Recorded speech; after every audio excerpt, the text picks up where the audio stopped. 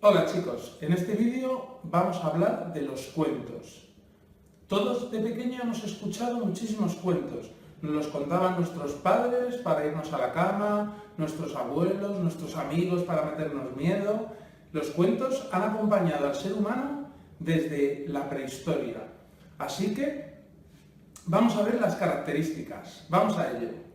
En su origen, los cuentos eran relatos anónimos y populares que se explicaban en casa, junto al fuego. Cuentos para mayores o para pequeños. Eran historias orales que han llegado hasta nosotros de la mano de los compiladores que las reunieron en los libros. Por ejemplo, Las Mil y Una Noches, libro árabe que reúne relatos como Aladino, Alí Baba o Sinbad. En Europa se extendió la práctica de recopilar los cuentos populares. En España, Don Juan Manuel lo hizo en El Conde Lucanor. En Italia, Boccaccio en el Decameron. En Inglaterra, Chaucer en Los Cuentos de Canterbury. Todos en el siglo XIV. Con el paso de los siglos, esta costumbre siguió viva. En el siglo XIX, algunos escritores, como los famosos hermanos Grimm, reunieron los cuentos en varios volúmenes. Estudiosos se dedicaron a intentar ver las características comunes que tenían los cuentos, y esas son: primero, los personajes de los cuentos realizan acciones parecidas: salir de casa, superar pruebas. Son esquemáticos, no son personajes profundos. Son, por ejemplo, agresor, normalmente malvado, la bruja, la madrastra, el ogro, el dragón. Por ejemplo, donante, que suele ser un personaje mágico. Donante es el que da algo, el hada, el duende. Pueden ser héroes, por ejemplo, el príncipe, la princesa. Los cuentos también tienen predilección por los números 3 y 7. 3 hijas, 3 cerditos. Se repiten las mismas acciones a lo largo de muchos cuentos. Por ejemplo, prohibición. Desobediencia en Caperucita. Por ejemplo, interrogación. Información como espejito, espejito. Acciones de combate, acciones de persecución.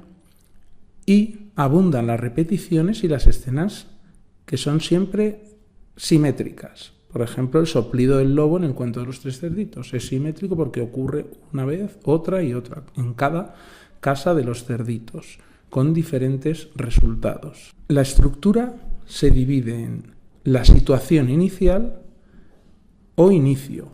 Los cuentos empiezan con los indicadores de tiempo y lugar. Érase una vez, había una vez. Después siempre hay pruebas.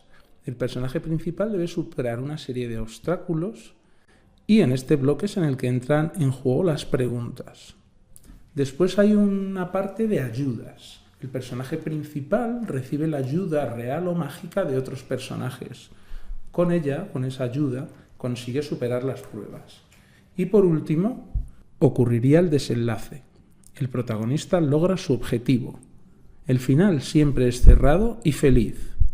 Normalmente se produce un cambio de estatus, es decir, de categoría social. El mendigo se convierte en rico, la criada en señora, la limpiadora en princesa. Cada región tiene sus propios cuentos tradicionales, también llamados cuentos folclóricos o cuentos populares. Suelen estar orientados a los niños y muchas veces incluyen una moraleja. Los valores de una comunidad, por otra parte, se difunden a través de este tipo de cuentos. Tenéis que pensar que en la antigüedad la gente no sabía leer y las enseñanzas, los aprendizajes o las lecciones se transmitían de padres a hijos a través de los cuentos.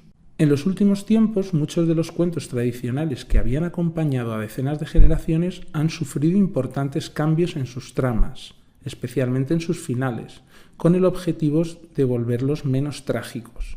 En otras palabras, la mayoría de las historias de este tipo tienen hoy en día un final feliz, aunque sus orígenes fueran muy diferentes.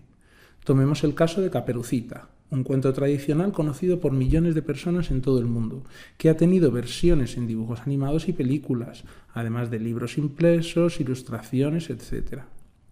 ¿Cómo termina esta historia? Pues la respuesta cambia según la generación de la persona que responda. Hasta hace una década, el lobo feroz se comía a la abuela en cuanto entraba en su casa por la fuerza. Se ponía su ropa y esperaba que llegase Caperucita, a quien también engullía, después del mítico diálogo: abuelita, abuelita, ¿qué dientes más grandes tienes? Por otro lado, existe una versión en la cual el lobo encierra a la anciana en un armario y no logra comerse a Caperucita, ya que ésta consigue escapar a tiempo y se encuentra con un cazador, quien mata al lobo y salva a sus dos víctimas. Con el correr de los años, estos y otros elementos se han combinado para adaptar este cuento tradicional a las necesidades de las diferentes regiones, y poco a poco fue maquillando la violencia hasta llegar a evitar todas las muertes. Hoy en día ni siquiera muere el lobo. Ejemplos de cuentos internacionales que han llegado a la mayoría de los países y en la mayoría de las lenguas serían El patito feo, Pinocho, Los tres cerditos, La Cenicienta, Peter Pan, El gato con botas, Bambi, Rapunzel, La bella durmiente, Caperucita Roja y Hansel y Gretel. Bueno chicos, espero que os haya gustado el vídeo. Nos vemos en el próximo vídeo y no os olvidéis de suscribiros y si os ha gustado, darle a like.